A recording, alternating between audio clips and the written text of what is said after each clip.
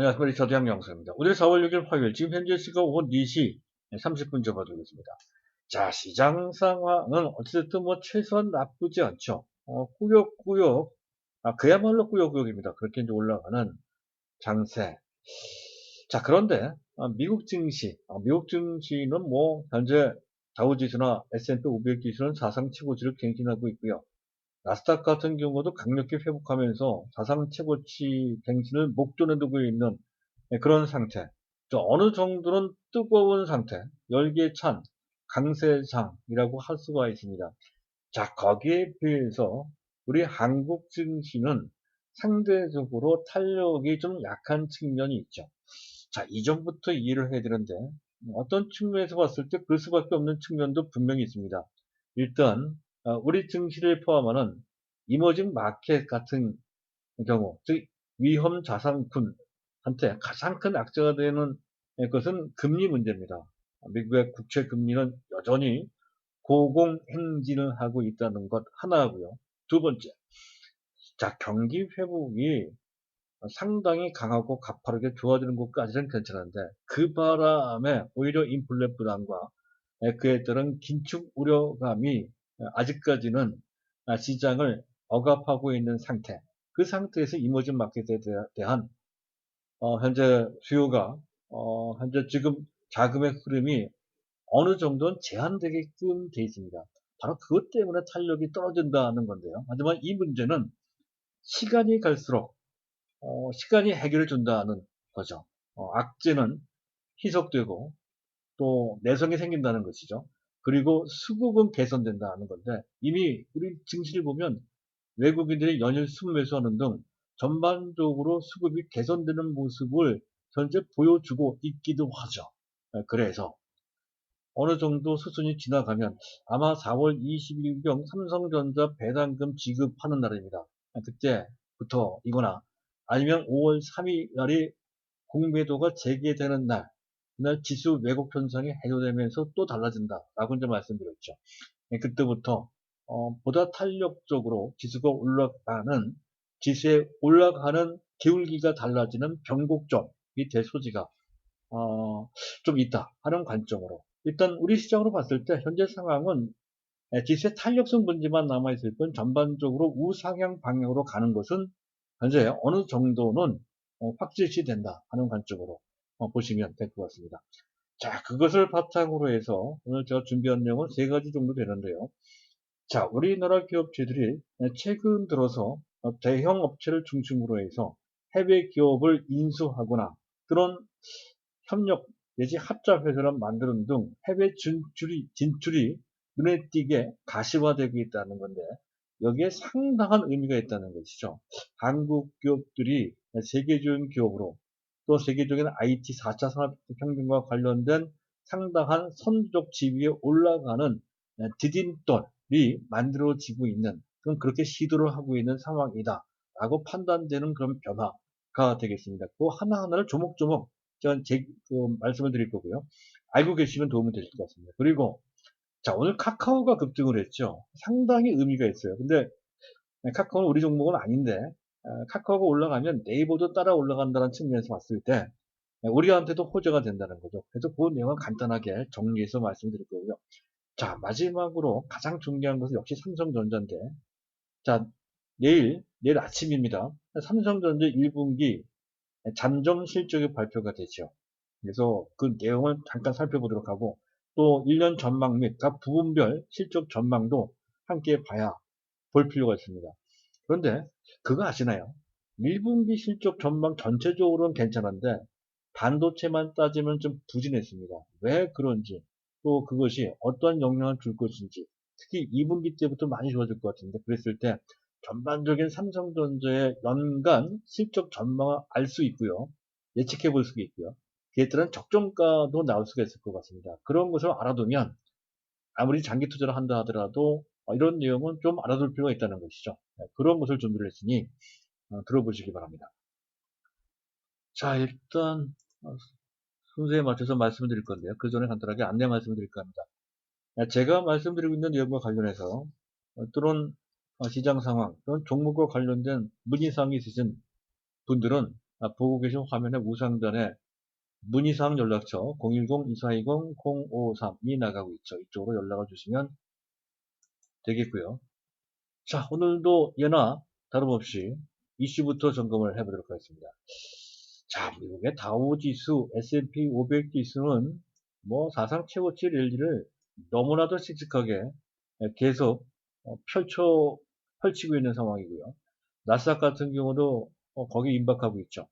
4거래 연속, 그것도 비교적 탄력적으로 큰 폭으로 상승하고 있는 그런 상태입니다.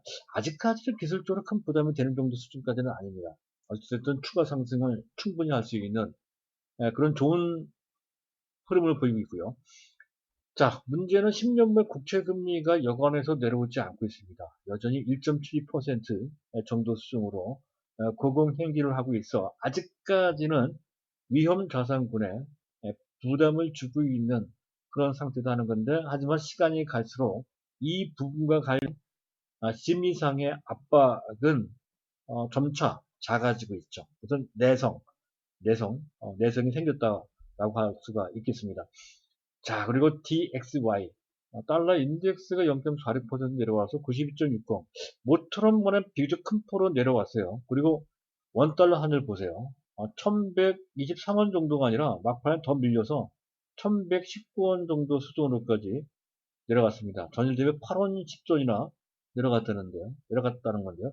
이거 잠깐 차트 한번 보시기 바랍니다. 보고 계신 화면의 우하단에 보면 원달러 일봉 차트인데요. 오른쪽 맨 끝에 있는 일봉 차트가 장대 음봉이 하나 떨어졌죠. 원달러 환율이 크게 내려갔다. 현재 달러 대비 원화 가치가 크게 올라갔다는 뜻이 되겠습니다. 이것은 전반적으로 원화에 대한 수요가 늘고 있다. 달러를 팔고 원화를 산다는 개념이고, 그것은 우리나라 주식을 산다는 개념이 된다는 거죠. 최근 외국인들이 코스피 현물 시장에서 우리나라 주식을 4거래일 연속 순매수하는 것과 같은 맥락으로 보시면 되고, 이러한 흐름은 현재 시장이 안정되면 될수록 아마 환율로 봤을 때 1,050원 정도 수준까지는 무난하게 내려갈 것으로 그렇게 예상되는 그런 상황이고, 이렇게 되면 될수록 환차의 기회가 생기므로 특히 외국계 인덱스 펀드가 이 부분에 상당한 방점을 둘 소지가 높다는 것이죠. 계속 매수할 소지가 높다 하는 것으로 보시면 될 것 같습니다. 자, 그리고 WTI 가격이 4.32% 정도 내려와서 58달러 79, 배럴당 58.79달러 수준까지 떨어졌다는 건데, 다소 불안하게 움직이고 있습니다만은, 이거는 국제적인 문제, 이란 증산 문제, 또 오페크에서의 감산을 현재 그 감산 문제를 좀 완화시킨다는 얘기가 좀 있습니다. 막 그런 것 때문에 일시적으로 이렇게 내려온 것이다 하는 점에서 역시 큰 문제는 되지 않을 것으로 판단이 됩니다. 자, 수급인데요. 자, 외국인들이 오늘까지 4거래일 연속 순매수 했다는 건데, 최근 8거래일 동안 외국인들이 거의 2조 3천억 정도를 순매수했다는 것이죠. 최근 8거래일 동안. 그렇다면 뭐 이 정도면 일평균 약 3천억 정도 순매수했다는 건데요. 아주 큰 규모는 아니지만 그래도 이 정도면 가뭄의 단비처럼 상당히 현재 영양가가 높은 그러한 매수라고 이제 할 수가 있겠습니다. 그 영향이 아주 큰 건 아니지만 심리적인 영향은 나름대로 상당히 알차다라고 이제 할 수가 있겠습니다. 자, 기관들이 현재 이 거래일 연속 순매수하고 있다는 건데, 하지만 그 매도 규모가 아주 큰 정도까지는 아니죠. 현재 기관들의 순매도 규모는 8거래일 동안 1조 3천 정도로서 외국인들 순매수한 곳에 한 절반 정도 약간 넘어가는 정도 수준밖에 되지 않습니다. 자, 오늘 베이시스가 그렇게 썩 좋았던 것은 아닙니다. 종가 기준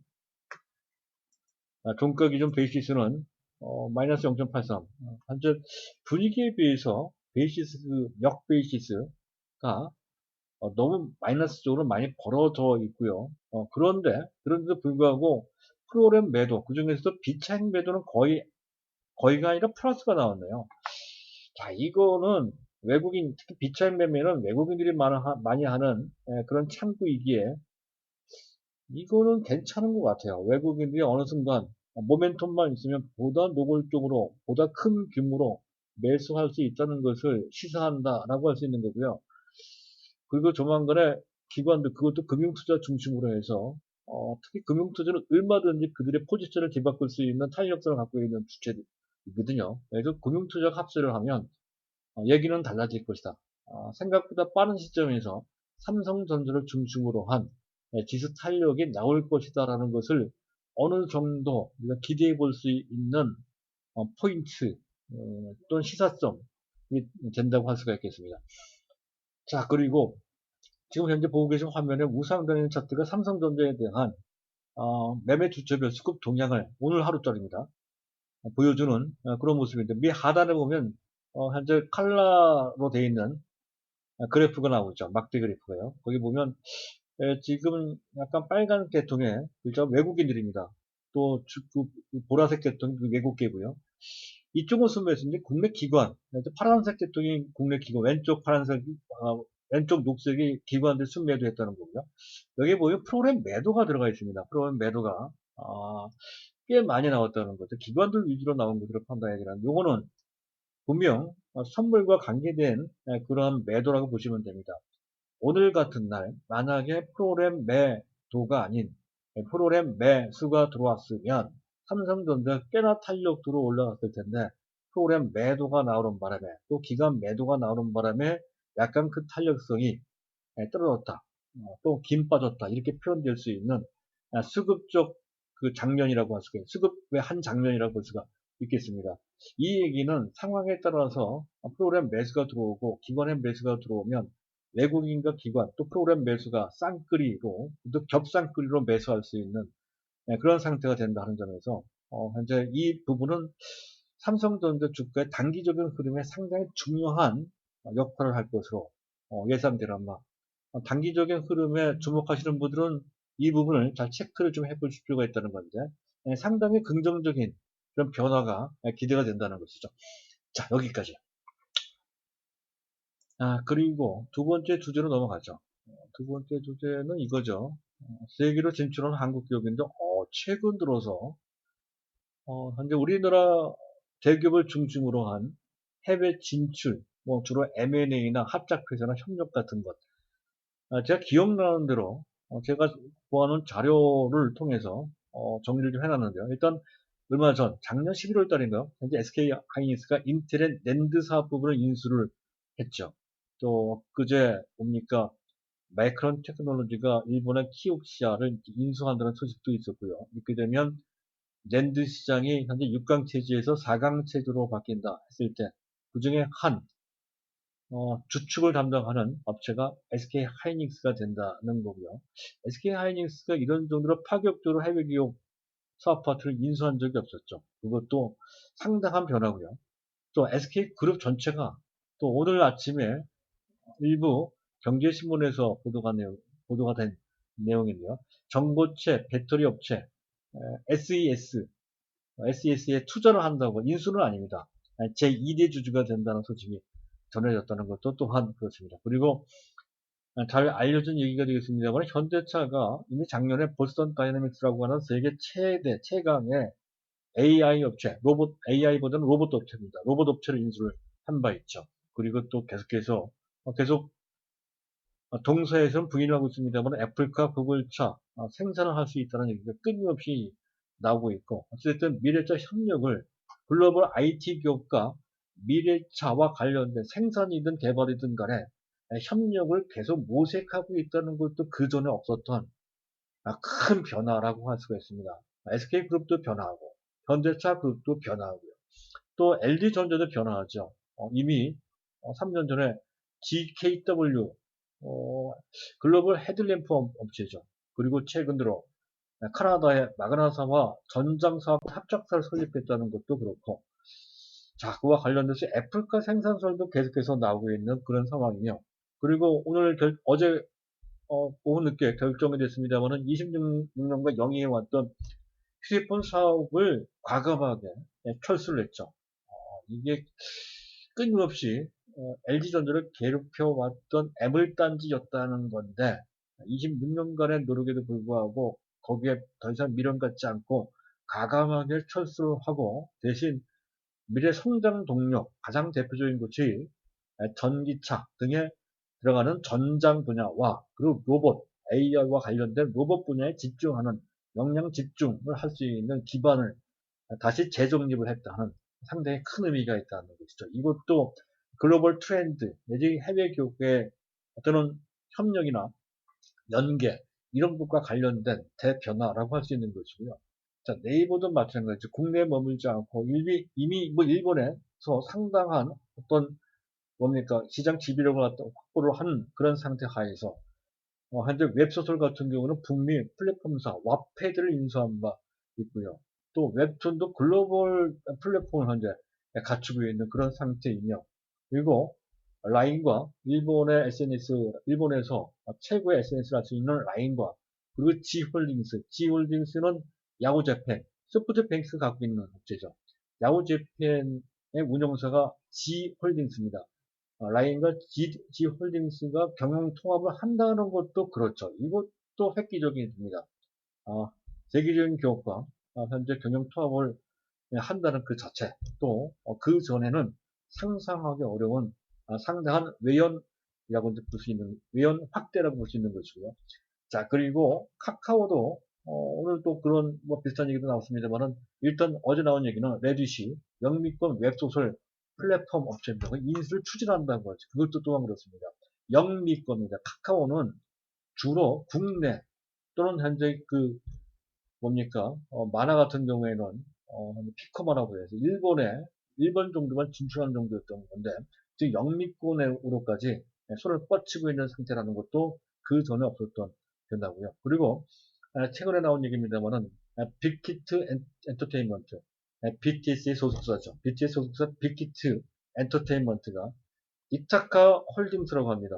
세계적인 현재 뭡니까 연예 기획사라고 볼 수가 있겠습니다. 세계적인 연예인들, 아티스트를 확보한 업체입니다. 여기를 인수했다는 건 1조 2천을 주고 인수한다는 건데 이를 통해서 팬덤 플랫폼을 선도할 수 있는 어떤 기회나 지위를 얻게 된다는 거죠. 이것도 그 전에 상상할 수 없었던 대변화입니다. 전 세계의 엔터테인먼트 사업 분야를 선도할 수 있는 그런 능력, 지배력이 한국에서 제시되고 있다는 것은 상당한 변화라고 할 수가 있겠습니다. 예, 그리고 뭐 아직은 뚜렷한 행보를 할 수는 없는 입장이긴 하지만 삼성전자도 일단 공식적으로 3년 내 비메모리 반도체 사업 부분을 해외 부분이죠. 해외 사업체를 인수한다는 것을 표명을 한 바 있습니다. 해서 이재용 회장이 영어의 몸에서 현재 풀려 나왔을 때 그것이 가시화되지 않을까 싶은 이건 지켜볼 일이고요. 그 외에 삼성이 그전 2016년도죠. 하마를 인수한 거나 또 두산의 밥켓을 인수한 거나 또 그때 비슷한 무렵에 하나가 세계적인 태양광 업체, 태양광 셀 업체죠. 큐셀을 인수한 거나 다 마찬가지 맥락으로 볼 수 있다는 건데 특히 이들 그 하만이나 밥켓 큐셀보다도 최근 들어 SK 하이닉스나 또 현대차, 일전자, 네이버, 카카오, 빅히트나 이런 데가 인수하는 건 훨씬 더 다양하고 훨씬 더 광범위하며 훨씬 더 미래지향적인 측면이 있다는 것이죠. 그런 면에서 모종의 우리나라 대기업들의 대변화가 현재 어, 지금 아름아름 진행되고 있는 것이다. 아직은 그 보폭이 그렇게 크진 않지만 향후 진행되면 될수록 그 보폭이 커지고 그 의미도 더 커진다. 이렇게 볼 수 있는 그런 상황이 만들어지고 있다는 점에서 그 미래는 아직은 불투명하지만 상당히 현재 그 전에 그 미래에 대한 어떤 성장 잠재력보다 훨씬 더 내공이 커진 그런 상태라고 볼 수가 있겠습니다. 그 점 기대가 되고요. 자, 그리고 이제 카카오 얘기인데, 카카오 주가 차트를 잠깐 보면서 말씀드리도록 하죠. 카카오가 이렇게 많이 올라갔어요. 사상 최고치를 아주 뭐 너끈하게 갱신을 했습니다. 그 일본의 그 웹툰 플랫폼이 피코마라고 하죠. 매출이 뭐 엄청 신장하고, 이거 대단한 거 아닙니까? 만화하면 일본인데. 물론 웹상의 만화이긴 하지만 어쨌든 그 시장을 한국 플랫폼이 장악했다는 것이죠. 그 성장률이 어마어마하고 미국, 일본 만화 시장 웹툰을 장악했다는 얘기는 세계를 장악한다는 얘기나 마찬가지일 것으로 해석할 수가 있겠습니다. 네, 그 정도로 의미가 있고요. 그리고 카카오 커머스, 전자상거래 쪽이죠. 이쪽 작년에 두 배, 그 재작년에 비해 두 배 이상 성장했다는 소식도 있었고요. 또 모빌지 사업, 사실 약간 걱정되거나 또는 불확실하다고 여겼던 부분이 현재 온오프라인 결합 상태, 온오프 사업입니다. 현재 대표적인 것이 현재 카카오 택시, 카카오 대리운전, 카카오 주차장 같은 사업인데요. 자, 이 사업이 상당히 빠르게 성장하고 있다는 것이죠. 그래서 금년에는 작년에 비해 거의 두 배 이상 이 시장이 성장할 것이다. 이쪽 사업 부분도 결국 각 부분 흑자 전환될 것으로 예상되는 그런 상황이기도 하며 우리 시장을 완전히 장악할 것으로 예상된다는 것인데 이 부분은 카카오가 네이버에 비해서 우월한 분야이죠. 아까 이게 웹툰 분야 같은 경우는 거의 대등하거나 약간 카카오가 우수한 그런 부분이라면 이제 모빌리티 사업 부분, 어, 온오프 사업 부분은 카카오가 확실히 앞서 있는 그런 상태라는 것이며 그 외에 카카오페이 또 카카오뱅크 상장 추진 중에 있고 또 업틱 등 현재 지금 암호화폐 거래 업체가 현재 운영하고 있는 두나무라고 있죠. 이 두나무가 현재 미국 증시에 상장 추진한다 하는 거죠. 한다는 것이죠. 이것도 대단한 변화. 얼마 전에 쿠팡이 미국 증시 상장했고요. 또 이번에 두나무가 미국 증시, 카카오의 자회사인 두나무가 미국 증시 상장한다는 것도 또한 큰 변화라고 할 수 있겠습니다. 이런 것을 바탕으로 해서 보면 카카오도 뭐 현재 그 네이버, 사실은 단기적으로 봤을 때 네이버보다 훨씬 더 현재 그 경영의 어떤 속도, 또 범위, 그런 측면에서 봤을 때 좀 빠르죠. 주가도 또 그런 측면이 좀 있습니다. 빠르게 좀 올라가는 측면이 있다는 것이죠. 그래서 카카오도 조만간 60만 이상 올라갈 것이다. 이렇게 예상되고요. 다만 네이버는 그에 비해서 속도는 좀 떨어지는 소지가 높다는 점 말씀을 드린 바 있었고요. 다만 장기적으로 봤을 때 네이버가 훨씬 더 안정적이며 또 훨씬 더 크게 성장할 수 있는 그런 잠재력이 더 큰 것으로 판단되는 바 우리는 네이버 쪽으로 가자 이렇게 설명을 드렸습니다. 어쨌든 카카오 좋으면 네이버한테도 좋다 하는 관점으로 같이 보시면 될 것 같습니다. 굳이 종목을 바꿀 필요는 없을 것 같습니다. 자, 그리고 이제 마지막으로 삼성전자 얘기인데요. 이거는 실적을 놓고 얘기를 해야 될 것 같고요. 그리고 차트도 좀 올려놓고 말씀을 드리도록 하겠습니다. 자, 일단 지난 1분기 실적 전망을 보면 국내 증권사에서는 일단 영업이익만 볼게요. 8조 8천억 정도. 작년 동기 대비 37%. 하지만 작년 4분기 대비로는 약 3% 정도 약간 좀 떨어진 그런 정도의 실적이고요. 아주 좋은 정도의 실적까지는 아닙니다.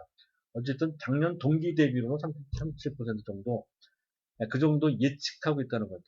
하지만 글로벌 증권사에서는 보다 긍정적으로 보고 있죠. 약 9조 3천 정도 나올 것이다. 이렇게 이제 보고 있는데 내일 어떻게 나올지 좀 봐야 됩니다. 그리고 그랬을 때 작년 동기 대비 45% 정도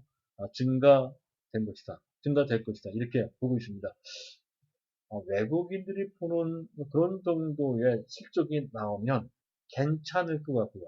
만약에 이것을 능가하는 실적이라면 어닝 서프라이즈라고 봐도 무방할 것 같습니다.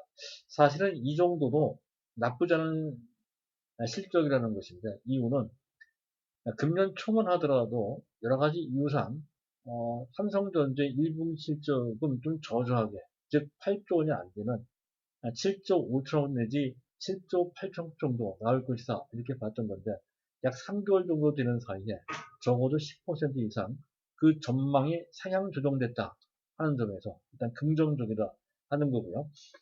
또 부분별로 볼 필요가 있다는 건데 이게 의미가 있습니다. IM 부분이라고 하는 것은 스마트폰 부분이라고 보시면 됩니다. 이번 분기, 지난 분기, 1분기 영업이익 규모가 4조 2천 정도, 4조가 넘어갈 것이다라고 전망된다는 건데, 이거 깜짝 놀랄 정도 수준인데요. 저는 한참 전성기 때조차 IM 부분에서 분기당 영업이익이 4조가 넘어간 것이 잘 기억이 안 나요. 거의 없었던 것으로. 사상 최대 실적이지 않나. 분기당 실적으로 봤을 때. 그렇게 예상되는 그런 정도로 아주 좋은 실적. 이 자체만 본다면 사실상 어닝 서프라이즈입니다. 작년과 비교를 해보면 작년 전체 약 11조 4천억 정도 영업이익을 냈는데 4분기 때 2조 4천억 정도. 전체 작년 전체 평균 분기당 2조 8천억 정도. 이 정도도 굉장히 잘한 겁니다. 평균 2조 5천억 정도 했던 건데 그보다 훨씬 높은 2조 8천억 정도를 했을 때 상당히 좋게 나온 건데 거기에 비해서도 50% 이상 안 좋아졌다는 것이죠. 그만큼 갤럭시 S21의 판매량도 좋아지고 점유율이 20%에서 23%로 올라간다고 하죠. 그리고 ASP 판매 단가도 좋아서 그래서 이렇게 영업이익이 많이 나는 거죠. 어느 정도 이 부분이 안착될 것 같다는 느낌마저도 듭니다. 자, 그리고 DS 부분. 반도체 부분도 있고요. 디스플레이 부분도 있는데 그걸 합쳐서 일단 보도록 하겠습니다. 합쳤을 때 약 4조 1천억 정도가 예상된다는 건데 작년 그러니까 분기당 평균이 5조 3천억 정도니까 좀 부진하죠. 약 한 20% 정도, 20%까지는 20% 약간 넘는 정도 수준입니다. 좀 부진한 그런 모습이 될 것으로 예상된다는 건데 왜 그런지는 좀 이따 말씀드릴까 합니다. 그리고 CE는 소비자 가전 부분입니다. TV가 대표적인 케이스죠. 약 1조 원 정도. 팬데믹 상태를 맞이해서 소비자 가전, TV가 상당히 좋았다는 건데, 상당히 좋았다 하더라도 전체 마진이 아주 많은 것은 아닙니다. 한 1조 원 정도. 그리고 작년 평균, 작년도 좋았다고 하는데 작년 평균이 분기당 9천억 정도 였었던 건데, 이번에는 이제 지난 분기 약 1조 원 정도로 약 10% 정도 개선된 정도인데, 뭐 크게 실적에 기여한 정도까지는 아니다 하는 점에서 역시 중요한 것은 IM 부분과 DS, 반도체나 디스플레이 부분이 중요하다라고 할 수가 있겠습니다. 그 다음 반도체가 왜 부진했는지를 좀 알아둘 필요가 있다는 건데 일단 오스틴 공장 한파 때문에 전력 공급이 차단이 되는 바람에 공장 가동이 중단됐던 게 생각보다 컸다는 것이죠. 약 3천억 내지 5천억 정도 영업이익 손실이 이쪽 부분에서 발생됐다는 것이 그렇고 두 번째 잠깐 그 매스컴에 보도가 된 바도 있었습니다만 연초 파운드리 부분 첨단 선단 공정에 수율 문제가 발생했다는 것이죠. 약간 어떤 공정상과 어떤 차질이 있었던 것 같습니다. 그래서 원래 목표 수율이 70%인데 50%도 안 나오는 결과가 나온 적이 있었습니다. 그 문제 때문에 비용이 발생되고요. 또 메모리 부분에 설비를 현재 뭐 전환을 한다든가 새로 설치를 한다든가 하는 그랬을 때 드는 셋업 비용이 있습니다. 그 셋업 비용이 좀 발생이 됐다는 것이죠. 근데 중요한 것은 이 세 가지 이유가 모두 현재 연속적으로 정상적으로 일어나는 그런 비용 문제가 아니죠. 일회적 비용이라는 거죠.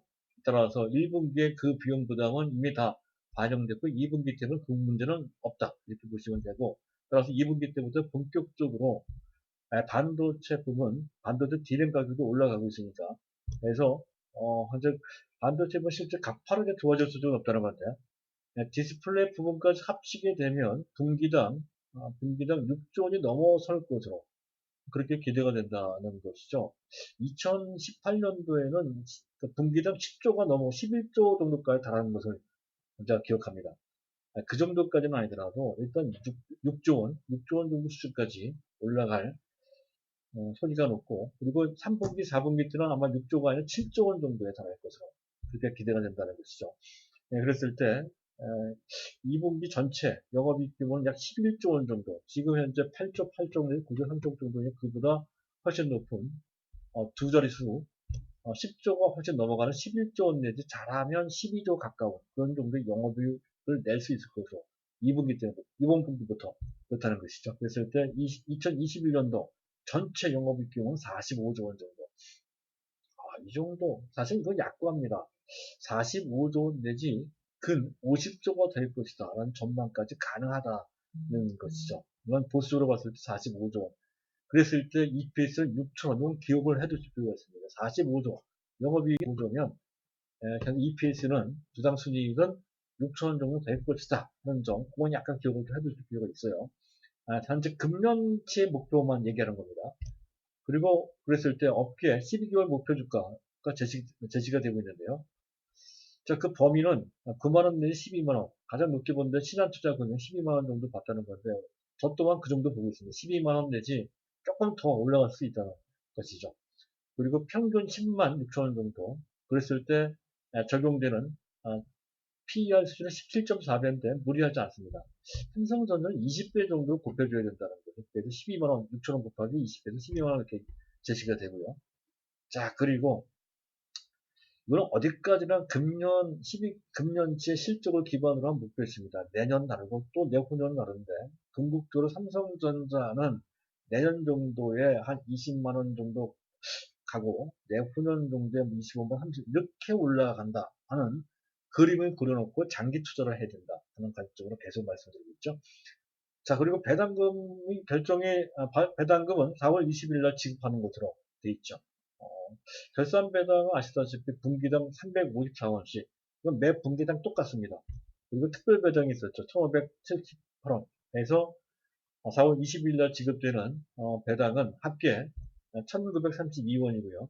연간 기준으로 해서 그전 작년 같은 경우에 1, 2, 3분기 분기당 354원씩 지급이 됐으니까 다 합치게 되면 2,994원, 1년간 2,994원이라고 하는 배당금이 지급됐다는 것이죠. 1년 투자를 했을 때 만약에 삼성전자 평균 매수 단가가 가령 6만원 정도라고 했을 때는 그 배당 수익률 1년 투자를 했을 때 1년 내내 갖고 있어야 됩니다.